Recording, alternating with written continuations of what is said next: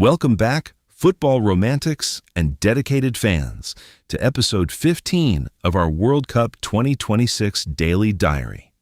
I am Arthur, your resident custodian of history, and sitting across from me, armed with her spreadsheets and screens, is my brilliant daughter Nora. Today's theme is a bittersweet one for the home crowds. Hosts fall short to top Group B. Hi everyone, and hi Dad. It really is a fascinating juncture in the tournament. We are seeing the emotional highs of home support crashing directly into the cold, hard reality of tactical efficiency and raw data. And despite losing, Canada put on a good show, and they are progressing to the next round, so still reason for celebration. Indeed we are. Let us start by unpacking the matches you might have missed. Switzerland broke some hearts at BC Place, taking down Canada 2-1 to claim the top spot. You know, I remember when a home crowd could carry a team over the line by sheer will. The Voyageurs were certainly trying, creating an incredible atmosphere. Fans holding up the number 8 jersey in the 8th minute to honor Kone. That is the absolute soul of the beautiful game, right there. Unfortunately, they did not get closer than the goal from Golden Sub Promise David. The atmosphere was incredible, but unfortunately for Canada, emotion does not automatically translate to expected goals. Tactically, the Swiss were just too clinical. Ruben Vargas scoring straight out of the dressing room to start the second half. That is literally the worst possible start for a home side trying to rebuild momentum. A total gut punch. Canada had their moments, of course. Miguel came millimeters away from leveling the score, but Gregor Kobel was an absolute wall in the Swiss net, denying point-blank chances from Larin and Ahmed. Meanwhile, in our other matches, Colombia's Daniel Munoz finally broke Congo's resistance to send the South Americans into the knockouts, and Bosnia outlasted Qatar. That Bosnia-Qatar game was intriguing. Alabogovic's blistering strike to put Bosnia on top was a masterclass in ball striking, but Alhaidos having the lead late in the first half kept the tension high. If you look at the XGOT, or expected goals on target, Bosnia was highly efficient with their chances. And let us not forget Croatia squeaking past Panama. Ante Budimir rescuing them with a late winner on Luka Modric's landmark day. Sometimes, Nora, it is not about the tactical ecosystem. It is about that underdog grit from Panama colliding with the sheer veteran will of the Croatian side. What do the numbers say about that one? Was Croatia lucky or just experienced? A bit of both, honestly. Croatia's big chances created metrics were lower than we expected, which shows Panama really disrupted their passing network in the middle third. They had to rely on a moment of individual brilliance rather than systemic dominance. Speaking of tactical ecosystems, though, it is time we talk about South Korea ahead of their massive upcoming clash. Ah, the Taeguk Warriors. Always a team of immense stamina, respect, and heart. I still get chills thinking about the sheer volume of their red-clad stadiums in past tournaments. What does the modern blueprint look like for them today? It is highly efficient and incredibly structured. South Korea is operating on a fluid 4-2-3-1 that immediately transitions into a rigid 4-4-2 block when they are out of possession. What is jumping out to me in the database is their defensive metrics. Their interceptions per 90 and tackles per 90 are in the tournament's top percentile. They don't just run endlessly anymore. They cut off passing lanes systematically.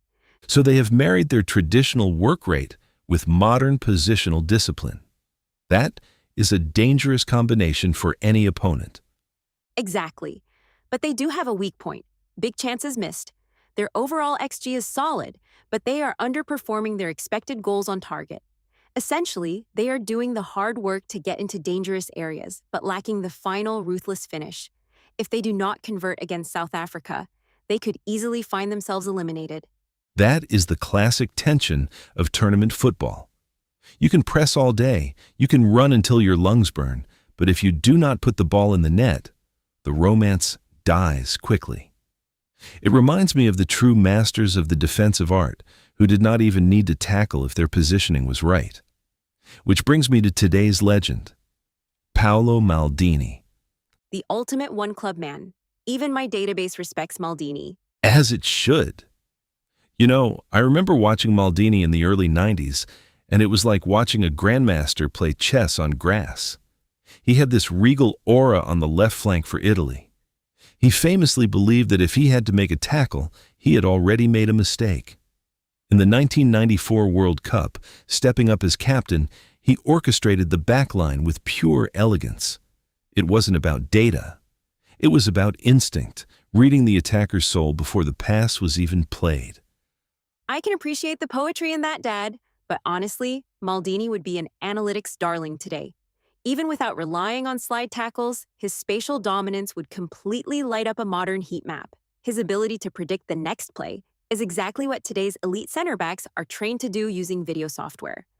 I suppose true brilliance translates across eras, whether you measure it in poetry or pixels. But let's step off the pitch for a moment. What is happening in the digital world? What has the internet served up for you today? The trending feeds are packed.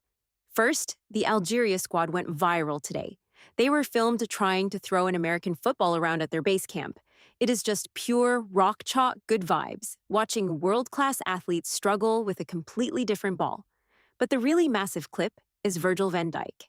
He just hit 13 million views discussing his strong opinions on the new hydration breaks. 13 million views for a chat about water breaks? The modern world truly baffles me sometimes. It is about player welfare, and honestly, the data backs him up. But on the flip side, not every new rule is controversial. The anti-time wasting protocols this year, they are working perfectly, Dad.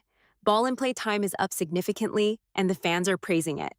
Well, I have to admit, I do prefer watching football over watching a goalkeeper tap his cleats against the post for 2 minutes. I might be a custodian of history, but I do not want to spend my history waiting for a throw-in. So, I will happily give your modern rules a pass this time. See? You are adapting to the 2026 ecosystem perfectly. I am so proud. Do not push your luck, Nora. Now, looking forward, we have some massive matches today that will finalize the standings in Groups A and C. We have Morocco taking on Haiti, Czechia playing Mexico, and of course South Korea facing South Africa. But there is one match that stands out to me above the rest. Scotland versus Brazil. The stakes couldn't be higher. Neymar has arrived with the squad, and the lineups are highly anticipated. Interestingly, I was reading Tom Sanderson's piece today about the view from Brazil, and there is surprisingly not much faith back home right now, which is incredibly rare for the Selecao. It is very rare. Brazil usually arrives at a World Cup enveloped in an expectation of samba and inevitable victory. Scotland, on the other hand, will bring that rugged, unyielding Highland grit. It is going to be flair against sheer resolve. Let's make that our match to watch together tonight. I want to see if Brazil's magic can pierce Scotland's armor. Deal. I will be tracking Brazil's XG plus expected assists per 90, and you can focus on the texture of the grass and the narrative arc of the underdog. A perfect division of labor. Thank you for joining us today, listeners. Tomorrow, we will see if Brazil found their rhythm or if Scotland caused the upset of the tournament. Thanks for tuning in, everyone. Keep an eye on the numbers, enjoy the beautiful game, and we will catch you tomorrow for episode 16.